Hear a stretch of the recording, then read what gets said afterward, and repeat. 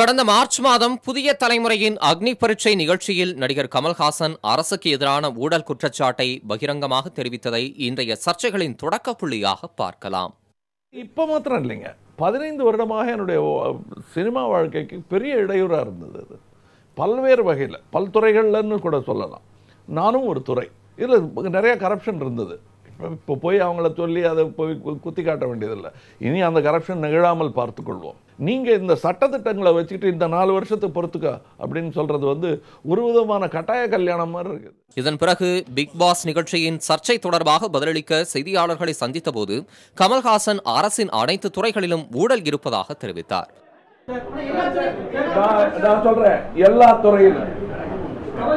அப்புறம் எனக்கு அவர் கேட்கிறாரு எல்லா துறையிலும். கமல்ஹாசனின் குற்றச்சாட்டுக்கு அமைச்சர்கள் கடும் விமர்சனத்தை முன்வைத்துள்ளனர்.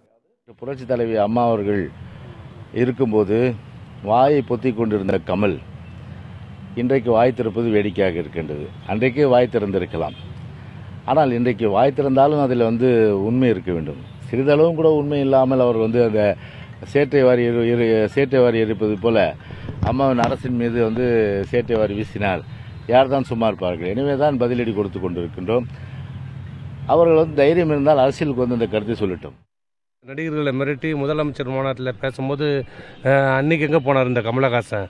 அன்னைக்கு கேட்க வேண்டியது தானே, அன்னைக்கு குரல் கொடுக்க வேண்டியது தானே. அன்னைக்கு அந்த மேடையிலே தைரியமாக குரல் கொடுத்தது திரைப்பட நடிகர் அஜித். அவருக்கு இருந்த தைரியம் இன்னைக்கு அந்த கமலஹாசனுக்கு ஏன் அன்னைக்கு இல்லை? இன்னைக்கு யாருடைய ஊதுகோலா இன்னைக்கு பேசுறதுக்குள்ள நாங்கள் பதில் சொல்லக்கூடாதா? ஜனநாயகத்தில் குற்றச்சாட்டுக்கு பதில் சொல்கிற உரிமை அத்தனை உரிமை எங்களுக்கு இருக்குது. நீ முறையாக குற்றச்சாட்டு ஆதாரத்தோடு சொல்லுங்கள், நாங்கள் ஆதாரத்துக்கு பதில் சொல்கிறோம். அது இல்லாமல் நீங்கள் பொதுவாக சொன்னால் நாங்கள் சொல்ல தான் செய்வோம். உன்னுடைய குற்றம் முதுகில் 1000 அழுக்க வச்சுக்கிட்டு எங்களை பற்றி பேசுறதுக்கு அருகதே இல்லாத ஒரு மனுஷன் கமல்ஹாசன். கமல்ஹாசன் மீது வழக்கு தொடரப்படும் என்று சட்டத்துறை அமைச்சர் CV சண்முகம் பேசிய நிலையில் கமல்ஹாசனுக்கு ஆதரவாக பல்வேறு கட்சியினரும் கருத்து தெரிவித்துள்ளனர். கமல்ஹாசன் மீது வழக்கு போடுவேன் என்று சொல்லக்கூடிய அந்த தைரியம், அந்த பிரச்சாரம் இன்றைக்கு திராவிட முன்னேற்ற கழகத்தின் சார்பில் நாங்கள் எடுத்து வைக்கக்கூடிய இந்த ஊழல் குற்றச்சாட்டுகள் சொல்லிக் கொண்டிருக்கக்கூடிய எங்கள் மீது அவர்கள் வழக்கு போட தயாராக இருக்கிறார்களா?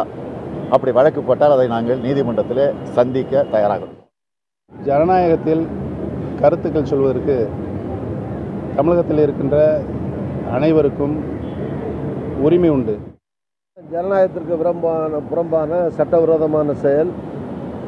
ஜனநாயக நாட்டில் கருத்து சொல்கிற சுதந்திரம் எல்லோருக்கும் உண்டு. எல்லா எதிர்க்கட்சி தலைவர்கள், எல்லா பத்திரிகைகள், ஊடகங்கள் பலவற்றிலே அரசாங்கத்தினுடைய ஊழலோ தவறுகளோ சுட்டி காட்டப்படுகிறது. இப்படி எல்லாருக்கும் இருக்கிற உரிமை நடிகர் கமல்ஹாசன் அவர்களுக்கு கிடையாதா? அவர் எப்படி நடிகர் எப்படி பேசலான்னு கேட்பது நியாயமல்ல. எல்லா துறைகள்லையும் ஊழல் இருக்கிறது உண்மை தானே. இன்னும் இந்த ஆட்சின்னு இல்லை, நீண்ட காலமாக கடந்த 10 ஆண்டுகளில் மட்டும் 70 லட்சம் கோடிகளுக்கு மேலே ஊழல் நடந்திருக்குதுன்னு செய்திகளை தொலைக்காட்சியிலே செய்தியில் சொல்கிறாங்க. அப்போ அது ஊழல் நடக்குது, ஊழல் ஆட்சி, ஊழல் அதிகமாக இருக்குதுன்னு சொல்கிறதுல அதில் என்ன பெரிய குற்றம் இருக்குது? அரசை விமர்சிக்கவே கூடாது, விமர்சித்தா அதுக்கு கைது பண்ணுவோம், சிறையில் போடுவோம்னா இது எந்த மாதிரி இதுனே புரியல. இதுன்னு அவ்வளவு கொடுமையான சர்வாதிகார ஆட்சியா என்ன? ஊழல் நடக்குதுன்னு சொல்கிறாரு.